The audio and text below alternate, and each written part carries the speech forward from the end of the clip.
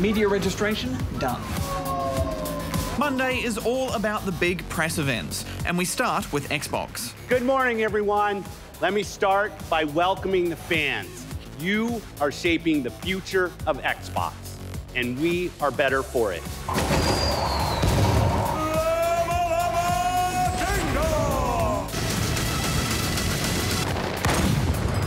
Independent developers build some of the most unique and diverse gameplay experiences anywhere. It's about embracing our traditions and our roots and everything that we are passionate about with Halo.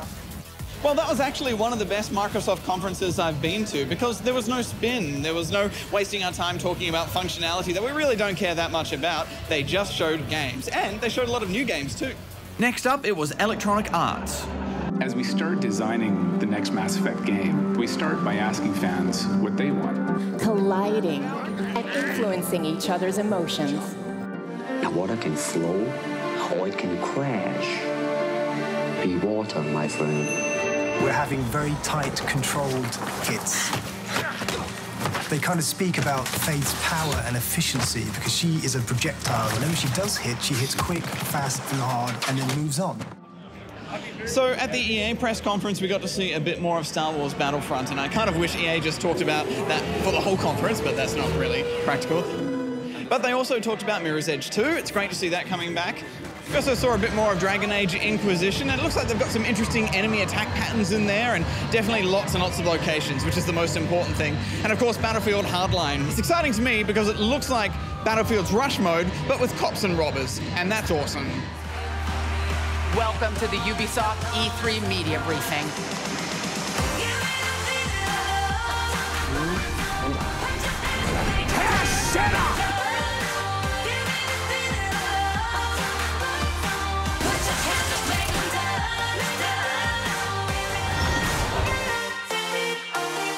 We've just left Ubisoft, and we saw a bit more of The Division, a story trailer, which was incredible.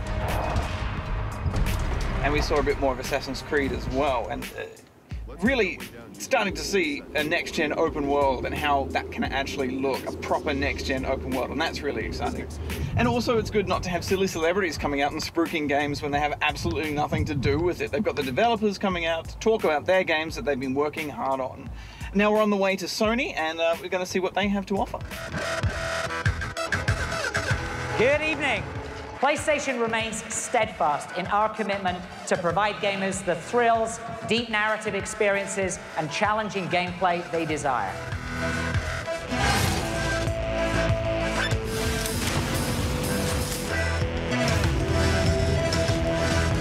We've created a procedural universe. It's infinite, and it's one that everyone can share.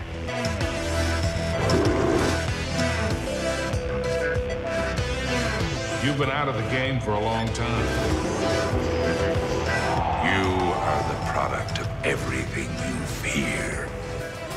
Well, that's our last press conference for the day. Sony showed a commitment to free-to-play games. They announced GTA 5 for PlayStation 4, and everything else just kind of blurred into the background because we got to see some Batman Arkham Knight gameplay, proper gameplay, Batmobile and all. With the press events over, Tuesday begins on the show floor at E3. The wheels fall!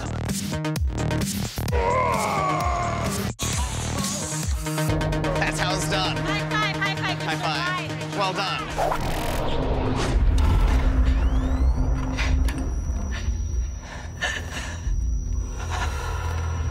We've always wanted to play the film. There's never been a game that we felt has represented the original fear of that one alien. The idea that being in a location, not having machine guns, and just being a single alien being the most terrifying thing you can imagine was like, yeah, we'd love to play that. We knew if we couldn't make the alien feel like it was intelligent and terrifying, then we didn't have a game. We needed to make the alien feel like it would adapt to you, like it was hunting you. You know, we've created this entity that behaves on senses. So the AI programming team has done an amazing job of creating this thing that reacts to light and sound and movement and has behaviors to support that. When we drop in a level, we're really not sure which way he's going to go or how he's going to behave, and that's quite fun and terrifying for us as developers. The alien's in the next room and I don't know what to do. Oh, he saw me! Let's do this. Let's do it. Woo!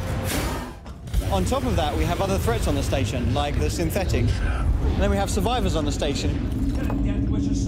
We didn't want to create humans that were just killing you for no reason, and you would just gun them down, because it doesn't feel like what Ripley would do, and it doesn't kind of suit the game or the environment. Look, Ripley, when this job came across my desk, I read the case history. We always knew that we wanted a strong female lead for the game, because that's been something that's core to the franchise like since the first film. And the game's set 15 years after the accident of the Nostromo. No one knows what happens to it. Surely people would be looking for it. We know from some of the fiction and some of the deleted scenes that, Ellen Ripley had a daughter. She'd clearly be looking. So that kind of led us to this character of, Amanda Ripley.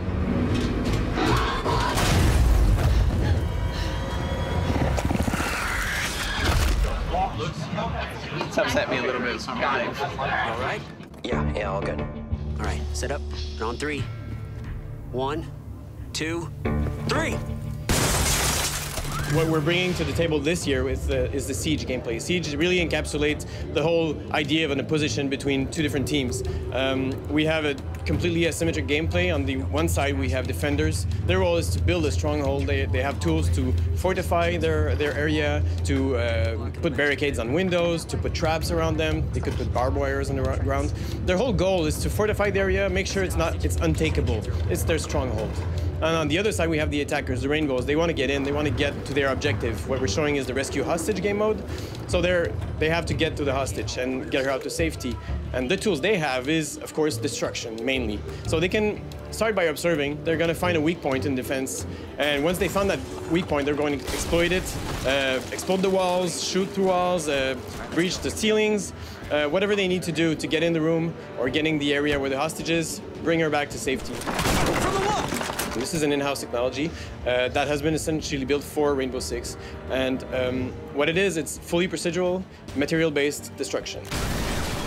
Never before has a game taken the time to put the wooden beams inside the walls. Nobody sees them, so there's no need to build them. Now in Rainbow Six, you build a house, you have to build, the wires, the wooden beams, the gyps, and all of this is a lot of work and a lot of innovation in terms of production pipeline. All right, I'm taking out the main entrance. All right, I got the window. Go!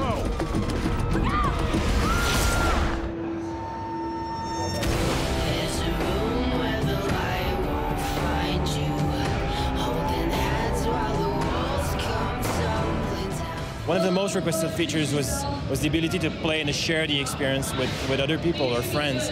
So we decided to go ahead, build the technology, and add co-op to Assassin's Creed. You can join up with friends and go on missions that are the vary in difficulty. So sometimes you'll end up in front of a mission that's a 4-star, for example, and you're not necessarily up for it. But if you have a friend that's stronger than you, that has played a little bit longer than you, then you're good to go.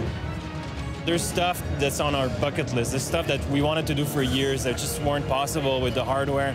Now we can. So what we did is that we rebuilt our 3D engine, we've rebuilt our AI engine, and now we're able to have crowds of up to 5,000 NPCs. We can have much longer rendering distances. So, this was necessary in order to recreate Paris during the 18th century. We look at pivotal moments of history and we try to find what's most interesting about those settings. Because of the French Revolution, there's beheadings, there's stuff like that, but it was also an important, a moment in human history because that's where the modern world basically started.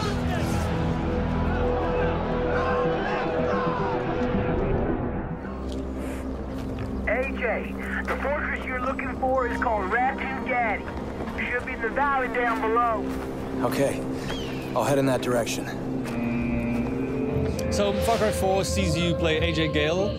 You're a young man who was born in Kirat, who hasn't been there for a long time, and you return, and the premise of the story is that AJ's mother has recently died, and her final wish, her dying request, was that AJ returns to Kirat, the country of his birth, to scatter her ashes at a sacred place of her choosing. That's when you take that bus ride through the Himalayas, you try and sneak through the border with a few dollars in the passport, and that's when you meet Pagan Min, and everything goes wrong. Sure, right into the camera. There we are. Awesome.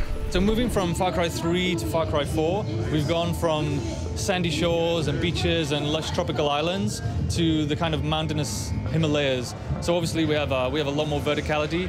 So with that, we found new opportunities for gameplay. So we have the grappling system now. So you have a grapple hook. You can throw that to climb to points way higher than you could climb in Far Cry 3. It's completely systemic. It meshes with all of the other open world navigation tools. So it's completely seamless. It isn't scripted. We also have the buzzer, which is a small kind of one-man gyrocopter, kind of helicopter thing. And that lets you get from low points to high points very, very quickly. We also have the wingsuit, which was in Far Cry 3, but for some reason, we only unlocked it after about 20 hours of gameplay, right? So this time, obviously, with mountains, we're not going to make that mistake again. So promise that you'll get the wingsuit early. Why would people play this in co-op? What's in it for them? Why would they get a friend? Well, it was one of those things that we, as a team, at the end of Far Cry 3, we kind of realized that the open world actually had more appeal than we thought when we were developing Far Cry 3. And the open world was one of those kind of obvious missed opportunities that when we shipped the game, we were like, it's so obvious, like this would be cool if I could bring in a friend and we could attack this outpost together from different sides. So that's basically the philosophy behind co-op. You can ride the elephant, I'll go sneak in through the walls, and we'll try and take this outpost. So we turn off the single-player narrative missions, and we just let the open world kind of invite you in. I always felt like Far Cry 3 should have had dinosaurs in it. It would be the perfect opportunity. You don't know how many people on the team, around the team, in the studio, and just on the street want to see some kind of dinosaur action. For now, you can live with elephants.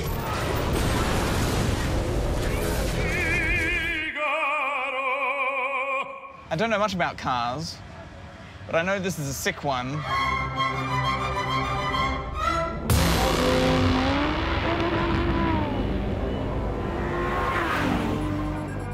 As we were designing our world, picking some of the most beautiful and varied parts of Southern Europe, we took the view as a design team that barriers should only exist in our world, where they exist in the real world. So we have Tuscany in our game, and Tuscany is famous for having vineyards everywhere. So I'm not saying I would recommend doing it in real life, but in real life you could drive your car through these vineyards, and therefore you can do it in our game. But it's also given us one of our brand new event types. It's an event type that we call cross-country, an event type that abandons the road altogether and sees you and 11 other cars barreling across the open countryside in a race to the finish.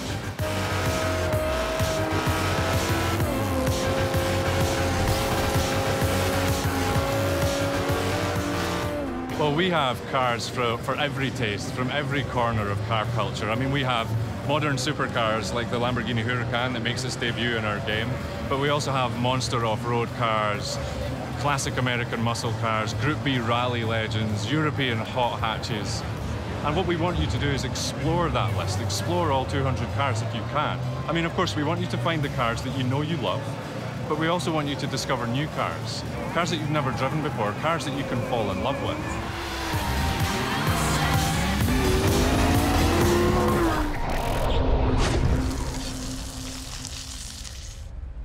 Well, that's our first day on the floor of E3 done and dusted. We played some big games and some small ones, and we're starting to get a sense of the themes. You know, each year there's always a few industry themes, and right now it seems to be all about, there's a lot of sci-fi, but everything has some sort of multiplayer component or online experience or blending of it, but just much, much more than usual, and I think it seems to be the way everything's heading. But yeah, we'll see more tomorrow.